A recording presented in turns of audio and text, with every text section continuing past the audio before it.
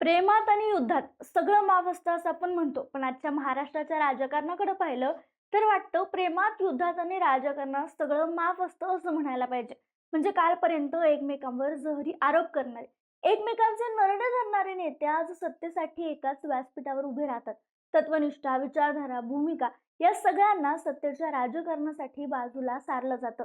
आणि अशा वेळी विकासाची आस लावून बसणाऱ्या सामान्य नागरिकांसमोर एकच प्रश्न उभा राहतो. नेमकं कोणाला मत द्यायचं? आज आपण बोलणार आहोत महाराष्ट्रात सध्या चर्चेत आलेल्या आणि अनेकांना धक्का देणाऱ्या झालेल्या एका युतीबद्दल. नगरपालिका निवडणूक झाल्यानंतर एमआयएम आणि भारतीय जनता पक्षाची अकोट नगरपालिकेत युती झाली. खरंच अशी युती झाली आहे का? जर झाली असेल तर भाजप यावर काय भूमिका घेणार आहे? आणि सत्तेसाठी विचारधारेचा असा व्यवहार जनतेनं कसा समजून घ्यायचा?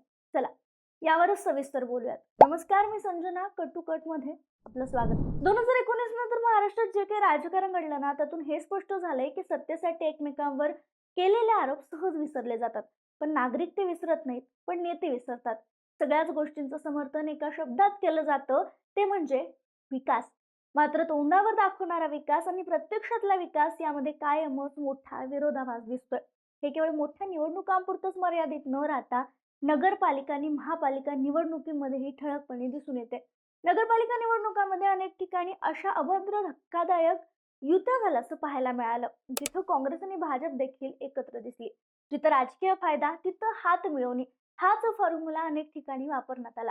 मात्र महापालिका निवडणुकीत भाजपला खऱ्या अर्थाने धक्का बसलाय. म्हणजे महापालिका निवडणुकीच्या पार्श्वभूमीवर जी काही युती झाली आहे ते कुठंतरी महापालिका निवडणुकीत डॅमेज करू शकते असं वाटतंय, कारण भाजपनं एमआयएम पक्षासोबत युती केली आहे. एकीकडे भाजप ठामपणे सांगतो की मुंबईचा महापौर जर ठाकरे गटाच्या युतीतून आला तर तो खाण असेल आणि ते आम्ही होऊ देणार नाही.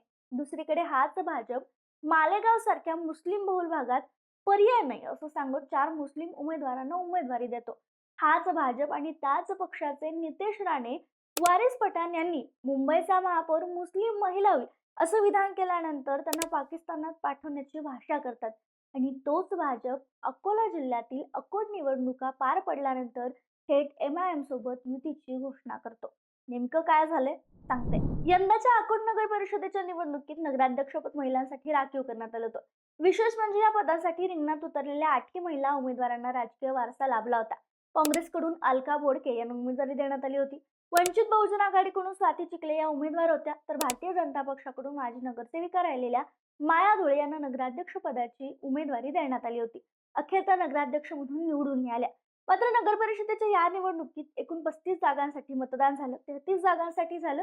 या 33 जागांपैकी नगराध्यक्ष पद जरी भारतीय जनता पक्षाला मिळालं असलं तरी नगरसेवकांच्या संख्येच्या बाबतीत भाजपला मर्यादित यश मिळालं.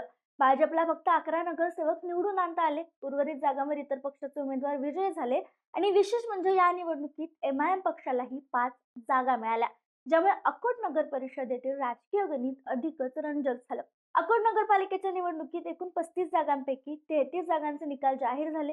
उर्वरित 2 जागांची निवडणूक नंतर होणार आहे. जाहीर झालेल्या निकालानुसार भारतीय जनता पक्षानं 11 जागांवर आघाडी घेतली. काँग्रेसला 6 जागा मिळाल्या. शिंदे गटाच्या शिवसेनेला 1 तर उद्धव बाळासाहेब ठाकरे गटाला 2 जागा मिळाल्या. वंचित बहुजन आघाडीने अजित पवार राष्ट्रवादी काँग्रेस या दोघांना प्रत्येकी 2 जागांवर समाधान मानावं लागलं, तर शरद पवारांच्या राष्ट्रवादीला 1 आणि प्रहार संघटनेने 3 जागांवर विजय मिळवला. तर एमआयएम पक्षानं 5 जागा जिंकत नगरपालिकेत महत्वाची उपस्थिती नोंदवली. आता या निकालानंतर भाजपच्या नेतृत्वात अकोट विकास मंच स्थापन करण्यात आला.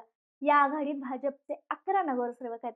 त्यांना एमआयएमचे 5, शिंदे सेनेचा 1, उभाटा गटाचे 2, अजित पवार राष्ट्रवादीचे 2, शरद पवार राष्ट्रवादीचे 1 आणि प्रहार संघटनेचे 3 नगरसेवक यांचा पाठिंबा मिळाला.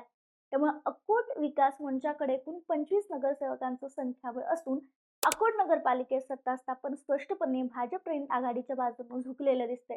आता दुसरीकडे म्हणजे ज्या निवडणुका होणार आहेत 13 जानेवारीला उपनगराध्यक्ष पदाच्या आणि स्वीकृत उमेदवाराच्या, तिथं भाजपचा उमेदवार असेल. आता हे जे सगळे नगरसेवक आहेत त्यांना भाजपचा व्हीप लागू होणार आहे 13 तारखेला, ज्या उपनगराध्यक्ष पदाच्या आणि स्वीकृत नगरसेवकाच्या निवडणुका होतील त्यासाठी.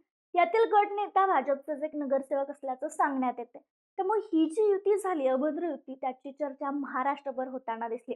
दुसरीकडे भाजपनं म्हणजे अंबरनाथमध्ये देखील भाजपनं काँग्रेससोबत युती केल्याचं पाहायला मिळालं, फक्त सत्ता स्थापन व्हावी यासाठी. आणि याबद्दलच सांगणारा एक सविस्तर व्हिडिओ आम्ही आमच्या चॅनलला केलाय.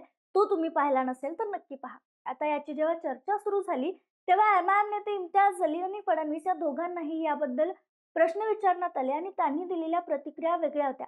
या युत्या तोडल्या जातील अशी प्रतिक्रिया त्यांनी दिली.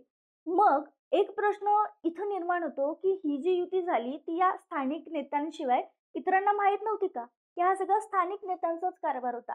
की मग त्यांनाही वाटलं, की आज जो पक्ष या नेत्याबरोबर टीका करतो, तो नेता जर पक्षप्रवेश करून आपल्या पक्षात घेतला जात असेल, तर ही युती ही पक्षश्रेष्ठींना चालेल आणि म्हणूनच तिथल्या स्थानिक नेत्यांनी ही युती केली असेल का? हा सवाल उपस्थित झाल्याशिवाय राहत नाही, हे मात्र नक्की. मात्र यावर प्रश्न विचारण्यात आल्यानंतर फडणवीसांनी उत्तर दिले, काँग्रेस आणि एमआयएम सोबतची युती कोणत्याही परिस्थितीत खपवून घेतली जाणार नाही. ज्या नेत्यांनी किंवा पदाधिकाऱ्यांनी स्थानिक पातळीवर अशा प्रकारच्या आघाड्या केल्यात, त्यांच्यावर कडक शिस्तभंग विषयक कारवाई केली जाईल, असं म्हणण्यात आले. आणि दुसरीकडे जलील यांना या सगळ्याबद्दल विचारण्यात आल्यानंतर जलील यांनी देखील उत्तर दिलं, विकास मंच अशी आघाडी त्या ठिकाणी झाली होती आणि विकास व्हावा म्हणून आमचे त्या ठिकाणचे पदाधिकारी भाजपसोबत गेले असावेत. मात्र त्यांना या आघाडीतून बाहेर पडण्याचा स्पष्ट संदेश आमच्याकडून देण्यात आलेत. भाजपसोबत कुठेही युती होणार नाही. विकास नाही झाला तरी चालेल. तो आमच्यासाठी दुसरा मुद्दा आहे. पण जाती-जातीत भांडण लावणे, तेढ निर्माण करणे हे भाजपचं काम आहे आणि त्यांच्यासोबत आम्ही जाणार नाही, असं जलील म्हणालेत. त्यामुळे आता दोन्ही नेत्यांचे, प्रमुख नेत्यांचे निर्देश आल्यानंतर ही जी युती आहे ती तुटली जाणार का? विरुद्ध होईल का? ही युती वेगळी होईल का? हे पाहणं महत्त्वाचं आहे. मात्र या युतीवर तुमचं मत काय? आम्हाला कमेंटमध्ये कळवायला विसरू नका.